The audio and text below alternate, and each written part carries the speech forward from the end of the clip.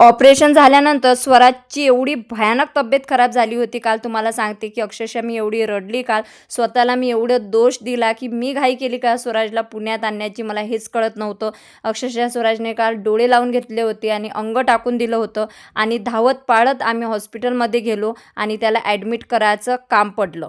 रात्रीपासून माझं आणि माझ्या नवऱ्याचं बोलणं बंद आहे. बोलले तुला करायचं असेल तर स्वयंपाक कर, नाही तर करू नको, झोपून राहा. मग मला पण राग आला आणि ॲक्च्युली मी पण दुपारी थोडंसं जेवण केलं होतं कारण का. हॅलो फ्रेंड्स, स्वागत आहे तुमचं या चॅनलवर ज्याचं नाव आहे मोहिनी हजारे. कशी आहे तुम्ही? आय होप तुम्ही मस्त आणि मजेत असणार आहे. परंतु माझ्या आयुष्यात काहीच चांगलं चालू नाही आहे. काय होते मला तेच कळत नाही. आम्ही पुण्यावरनं आलो आणि भरपूर व्हिडिओ शूट करायचे होते, ते केले. तर आता सर्व आवरलेलं आहे. आज ना माझ्या नवऱ्याचा वाढदिवस आहे, पण मी अजूनही त्याला शुभेच्छा दिलेल्या नाही आहेत. त्याचं कारण म्हणजे त्यांचं माझं रात्री थोडंसं वाजलं, त्याच्यामुळं मी शुभेच्छा दिल्या नाही. स्वराजला पण थोडंसं बरं नाही आहे, थोडंसं म्हणजे चांगलंच बरं नाही आहे. हे लूज मोशनचा त्रास होत आहे त्याला, बहुतेक औषधीने वगैरे होत असेल. निव्वळ पातळ शी वगैरे करत आहे. तर त्याला सकाळी साबुदाण्याची खीर करून दिली. आता त्याला डाळ भात आणि तूप दिलेलं आहे. त्याचे पण उद्या स्टिचेस काढायचे आहेत. स्वराजची म्हणा तेवढी मी काळजी घेत आहे. सकाळी मी त्याला साबुदाण्याची म्हणजे खीर करून दिली, त्याच्यानंतर डाळ भात दिला.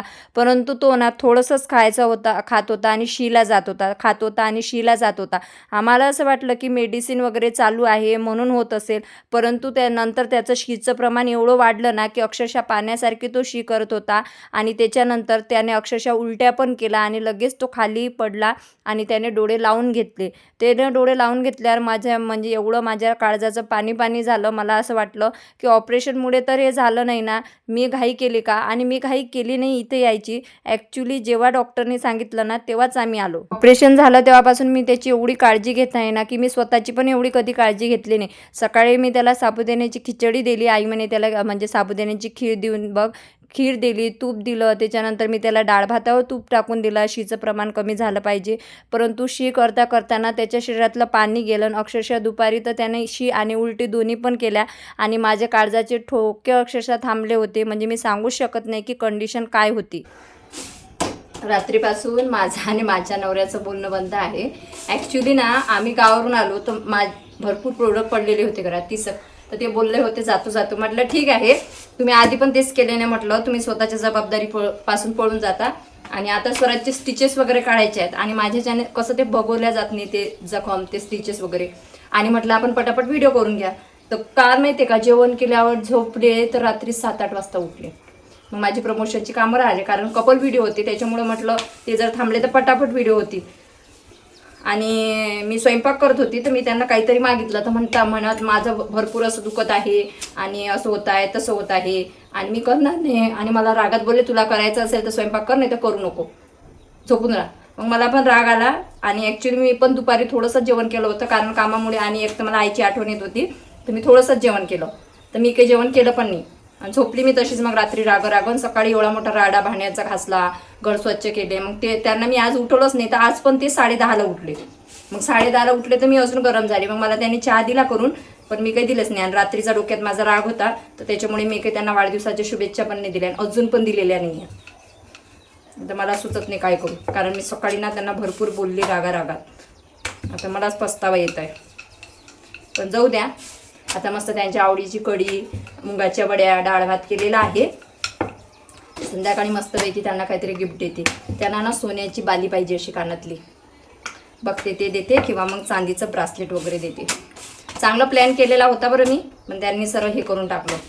बघू आता, चला पटापट पोळ्या करून घेते. आणि प्रमोशनची कामं एवढे घेऊन मी बोकांडीवर बसलेली आहे. एवढे सारे मला प्रमोशन द्यायचे होते, तरी पण मी सगळ्यात अगोदर स्वयंपाक करून घेतला. कढी केली होती, मुगाच्या वड्या केल्या होत्या, डाळ भात केल्या होत्या, चपात्या केल्या होत्या. स्वरा शाळेत गेली होती तर यांनी तिला शाळेत घेऊन आली. तोपर्यंत पण स्वराजची तब्येत चांगलीच होती आणि माझं सर्व आटोपल्यानंतर मी शूट स्टार्ट करत असते मिशोचे आणि याचे. आता तुम्हाला म्हणजे मला या ड्रेसचा आणि याचा मला शूट करायचा होता आणि मेकअपचा व्हिडिओ होता. म्हणजे 500 रुपयात तुम्हाला खूप छान अशी मेकअप किट भेटते. भेटते NYBची, बघू शकता ही NYBची मेकअप किट आहे. याच्यात 8 प्रोडक्ट येतात आणि स्टेप बाय स्टेप ते कसे लावायचे याचं पण विश्लेषण त्याच्यामध्ये आहे. म्हणजे टिप्स दिलेले आहे, पहिलं कोणतं प्रोडक्ट लावायचं, दुसरं कोणतं प्रोडक्ट लावायचं. जर तुम्हाला कमी बजेटमध्ये ही किट पाहिजे असेल ना, तर खाली टॅग प्रोडक्टमध्ये मी टॅग करणार आहे, तिथून क्लिक करून खरेदी तुम्ही करू शकता. आणि हा व्हिडिओ चालू असताना स्वराज आला, शी करून आला आणि एकदम आदळला. आणि तो आदळला त्याच अवस्थेत, म्हणजे मी तर काळ्या कलरचा ड्रेस वेअर केलेला होता, म्हणजे मिशोचाच, ज्याचा मी शूट करत होती. तर तो ड्रेस घालून आणि माझ्या चेहऱ्याला मेकअप होता. मला पण वाईट वाटत होतं की मुलगा एवढा आजारी पडलेला आहे. मी फुल मेकअपमध्ये हॉस्पिटलमध्ये गेली. त्याच्यानंतर तिथं गेल्या सगळ्यात अगोदर त्याचं वजन करण्यात आले, त्याचे BP बघण्यात आले आणि डॉक्टरने सांगितलं की BP त्याची खूप कमी होत आहे, म्हणजे त्याचं शरीरातलं पाणी खूप गेलेलं आहे, त्याच्यामुळे तुम्ही त्याला त्वरित ॲडमिट करा. आणि एवढा महागीचा दवाखाना आहे, 3000 रुपये म्हणजे एका दिवसाचे. आणि लगेच त्याचे ब्लड टेस्ट केले, सुशीची टेस्ट केली. त्याच्यानंतर आम्ही त्याला ॲडमिट करून घेतला आणि 1 ते 1.5 तास तो डोळे पण उघडत नव्हता, बघत पण नव्हता. आणि आम्हाला इतकं वाटत होतं. मी डॉक्टरांना कॉल केला, ऑपरेशन ज्यांनी केलं त्यांना.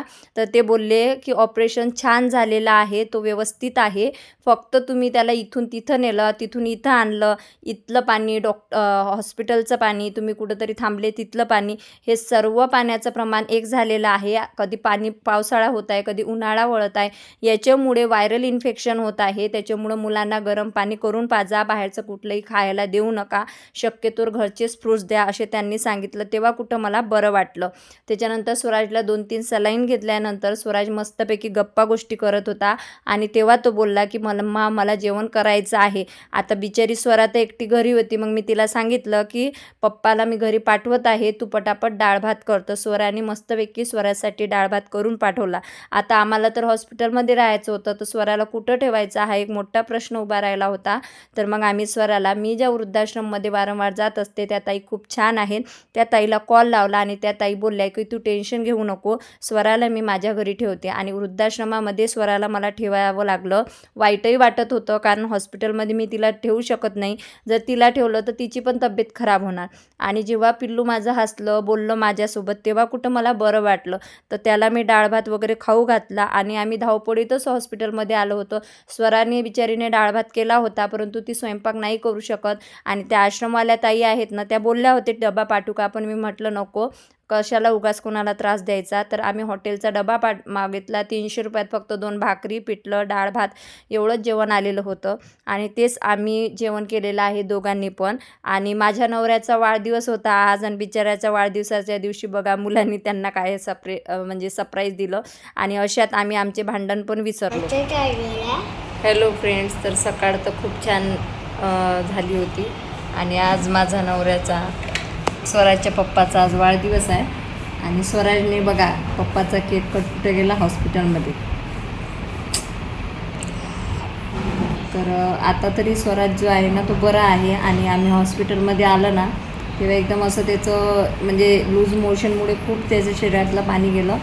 2-3च वेळा गेला होता. आणि नंतर उलटी वगैरे. आणि मी व्हिडिओ करतानाच मेकअपमध्येच होती मी, तर त्यांना म्हटलं लवकर त्याला उचला ना हॉस्पिटलमध्ये चला. तर आम्ही आलो ना. त्याच्यानंतर नवलेवाडी इथं पल्स हॉस्पिटल आहे, तर तिथे ॲडमिट केलेलं आहे स्वराजला. आणि इथला स्टाफही खूप छान आहे, ओळखीचाच निघाला. तर स्वराजला सलाईन वगैरे कंटिन्यू चालू आहे. आणि 2-3 सलाईन घेतल्यानंतर त्याला खूप बरं वाटलं आणि पुन्हा एक सलाईन लावून दिली. आणि अक्षरशः तो मला सोडतच नव्हता. अशा याच्यात ना मुलांना आईच लागते. त्याला डाळ भात खाऊ घातला होता, पण त्याला आता बिस्किट खायची इच्छा होत आहे. तर पाठवलेलं आहे गणेशजीला. आता काय माहिती सापडते की नाही, आता बघू काय होते. तर है ना बेटा, पप्पा कुठे गेले, पप्पा ना, माझा छकुला बिस्किट घ्यायला स्वरासाठी बिस्किट घ्यायला गेले पप्पा. पप्पाचा बर्थडे आहे ना स्वराज, माहितीये का पप्पाचा बर्थडे आहे आज. तू बर्थडे विश केलं का पप्पाला? तर त्यांच्यासाठी कोण सेलिब्रेट करू? मी विचार केला होता नवऱ्याचा बड्डे सेलिब्रेट करणार, त्याला मस्त एक अंगठी देणार, हे ते देणार, परंतु नियतीच्या मनात काही वेगळंच असते. आपण म्हणतो ना, जे विचार करतो ना ते कधीच सत्यात उतरत नसते. परंतु माझ्या सर्व गोष्टी सत्यात उतरल्या होत्या, फक्त ही सोडून. तर जाऊ द्या, बघू आता काय होते काय नाही. आणि अशा पद्धतीने मग आम्हाला अर्जंटमध्ये हॉस्पिटलमध्ये म्हणजे ॲडमिट व्हावं लागलं आणि नंतर आम्ही झोपलो. असा होता आजचा ब्लॉग. व्हिडिओ आवडल्यास लाईक करा. भेटूया